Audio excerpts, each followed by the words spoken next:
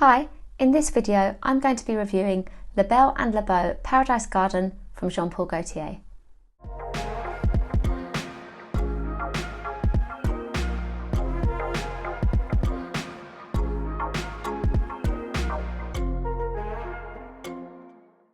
If you're new here, my name is Sarah and I am a perfume reviewer. Please do subscribe to my channel and join the All the Perfume community. If you're not new, welcome back and thank you so much for all your watching, likes and comments. Thank you so much to the Perfume Shop for gifting me these perfumes.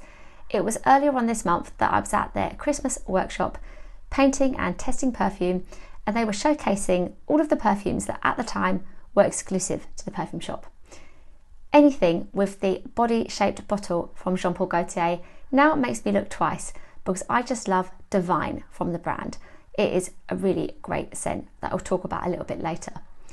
But at the event, I tested both of these perfumes and one of them was an instant love, so I was very happy to see that they were in my goodie bag when I got home.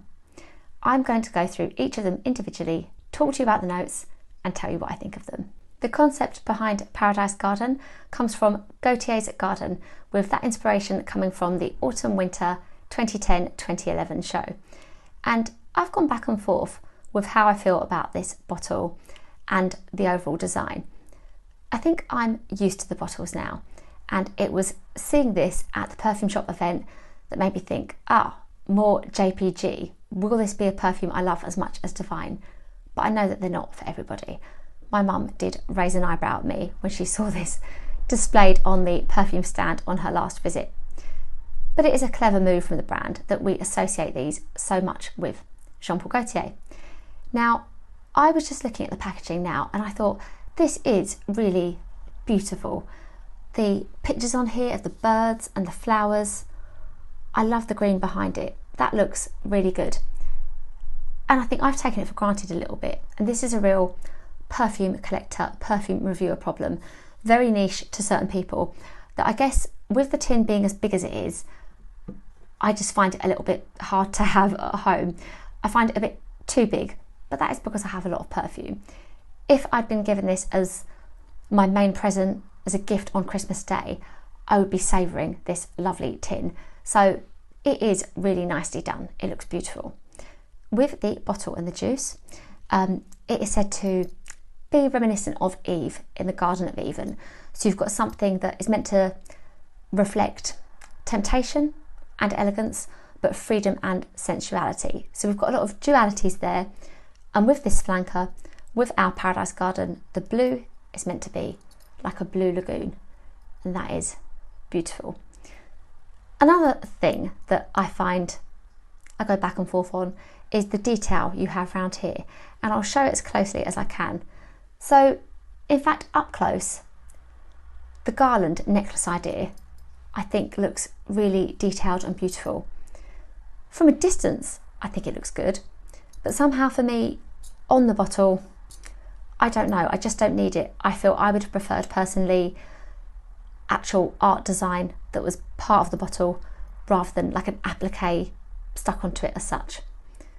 Overall, I think it looks like a really good look, and the fact that these have come out as a paired launch with a his and hers scent does make quite an impact, and it looks like strong branding. So I will happily display this in my collection, and I love the blue, and I'll get into the fragrance. I will give this a test, and the brand say that this is an exotic scent with an aphrodisiac quality, which I'm only going to comment on that one time. This has, as with Divine, the little ring pull, which I often forget with that perfume and end up trying to spray, wondering why none is coming out. And the notes in this are quite simple. You've got Blue Lotus, which the brand say give mystery. You've got in the middle your Iris, which they say is delicate. And then in the base, you've got Vanilla, which they say is enchanting. And I liked this on my first test, and I've worn it since.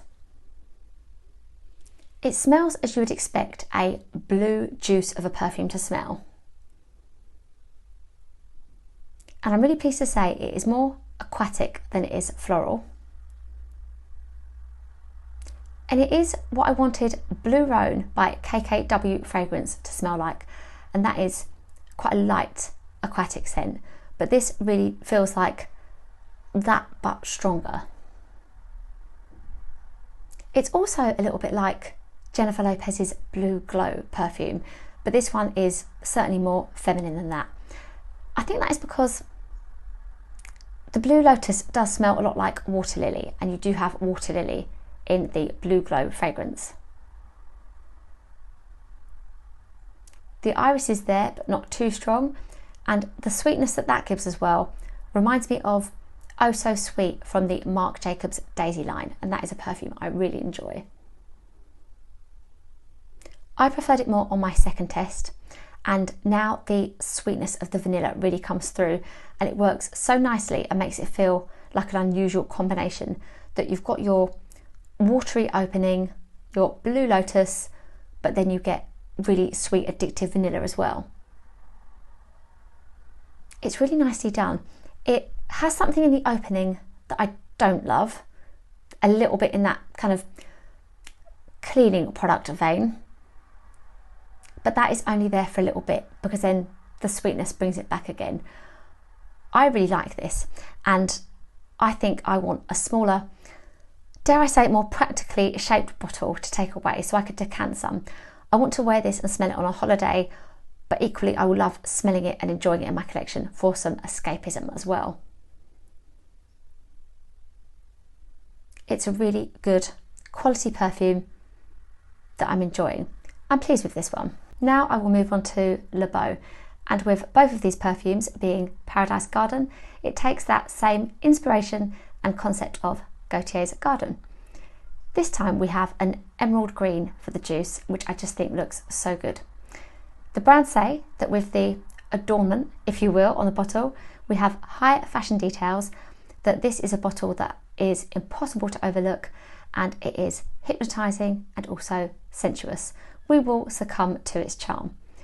I do think again that while personally the tin and the size of it feels like a lot to manage, if this was your gift at Christmas, a gift for your birthday, this is a really special, beautiful looking piece. So I do really like the packaging and the branding, and I think it is done really well. I will give it a test, and it was just before filming that I noticed a dent already in this perfume, less than 2 weeks in, testament to my husband enjoying it, but also how much he sprays as well. Now, funnily enough, he has taken it on in his collection, but this was actually the perfume that I loved at first test at the Perfume Shop event. I didn't know if this was for women or for men and how it was marketed. I just smelt it and it went straight to my wish list, so I was so happy to receive it. This perfume in its opening is mint, ginger, watery notes and green notes. In the middle you've got coconut, fig and salt, and in the base you've got tonka bean and sandalwood. And on my first test it was those aquatic watery notes and the salt that I was smelling. It smelled very refreshing, and it is through knowing that mint is in this perfume that I can now absolutely smell mint, and I don't know how I wasn't smelling it before. Probably because I don't really expect mint to be in many perfumes, but it smells so good, and it is safe to say this is now my favourite mint perfume. There aren't very many, but this is how I want to wear mint as a note. It feels refreshing, but all of those other things, aquatic and salty. It's done well. I don't pick up on any of the coconut because there is actually a coconut note as well in this scent. Neither does my husband, but actually the fig does remind me a lot of Mugler's Womanity, but you might well have already seen, if you are a subscriber, that I've just reviewed 2 Mugler perfumes, and within that I talked about Womanity. So perhaps Womanity is on my mind and that's why I'm thinking of it, but it definitely gives a little bit of that DNA actually. To wear this and smell of it would remind me of how I felt when I used to wear Womanity. It is a good perfume. I don't think this is divisive particularly. I think it's not to everybody's taste, but I don't imagine anybody strongly disliking this perfume. It's pleasing and would make a good gift. Just once again, it leans a little bit summer, or at least it does for my husband. I say I would enjoy this any time of year. Unlike Belle, that I think I would prefer in summertime, this one I would happily wear as my enjoyable mint aquatic perfume that's got that lovely salty quality that I really enjoy in perfumes. Are they worth it? Are La Belle and Le Beau Paradise Garden from Jean Paul Gaultier worth it? Well, with these size bottles, the thing that really surprised me is that you can expect to pay more for the female La Belle than you can the male Le Beau. This 100ml bottle is retailing at £130, whereas this huge 125ml bottle for men is retailing at £89.99. So my husband and I just didn't understand why there would be such a price difference when it's a new launch, and you would expect a similarity in the pricing. For designer perfume, I don't really ever want to pay more than £100, so I would say buy the smaller bottles anyway. I think these are really nicely done. I think that tin packaging, as I mentioned, in its own right is beautiful, and so these would make really lovely gifts. My advice would be to subscribe to the Perfume Shop's emails, because I so often, at least once a week, receive their emails where they're offering 10% off or buy one get one half price. So do expect that offers will come up on their site and that you can buy these more cheaply. My advice would be to wait for next year, where maybe you'll get an even further reduction when the perfumes are no longer as new, and to buy one of these as a gift or just for yourself for summer wear, because with particularly La Belle, it is more of a summer fragrance, I feel. With my own money, I would have bought the men's one. So yes, my husband has adopted this perfume and is wearing it, but I'm going to wear this perfume with the fact it reminds me of Womanity, and this would have been on my list as well. It just would have taken longer for me to buy La Belle than Le Beau. So a well done release, I think, very different to the other releases I've tried from Jean Paul Gaultier. So I would say that they are worth it, but in the same vein that any designer perfumes, I don't want to pay more than £100. It is a case of the waiting game, really. Now I'm going to talk to you about other Jean Paul Gaultier perfumes in my collection. This perfume is Scandal, and it is the kind of perfume that I look at in my collection and I think it is winter now, and if I don't get to wearing this soon, all of the comments I make about, I can't wait to wear such and such in winter, well, the winter will have passed me by and I won't have got to it. Scandal is a really gorgeous perfume that I do need to revisit.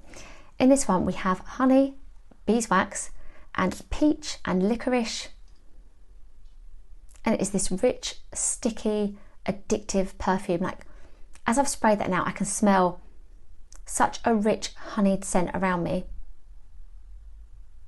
I really love this perfume, and I know there are a lot of flankers now, so I would be interested to try those as well. To smell this, I think you will feel like you've smelt it on somebody else before. I imagine being in a crowd now, smelling good perfume on somebody. So this is a perfume that I enjoyed more in the past when I wore it more. I just don't remember to reach for it enough.